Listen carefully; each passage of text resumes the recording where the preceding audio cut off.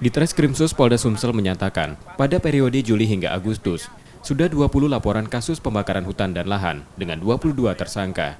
Para tersangka merupakan pemilik lahan yang membuka lahan baru dengan dibakar, karena tak memiliki biaya jika membuka lahan dengan cara tanpa dibakar. Para tersangka pembakaran lahan dari 6 kabupaten, yakni Ogan Ilir, Ogan Komering Ilir, Muara Enim, Penukal Abab Lematang Ilir, dan Musi Banyuasin, dengan total lahan yang terbakar 25 hektar. Para tersangka ditangkap dengan barang bukti alat untuk membakar lahan. Tersangka diancam hukuman 20 tahun penjara.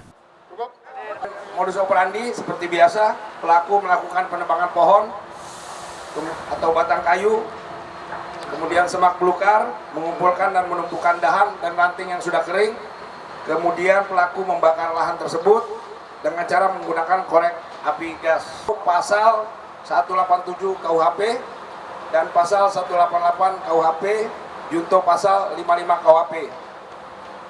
Penjara paling lama 12, paling ringan 12 tahun, paling lama 20 tahun.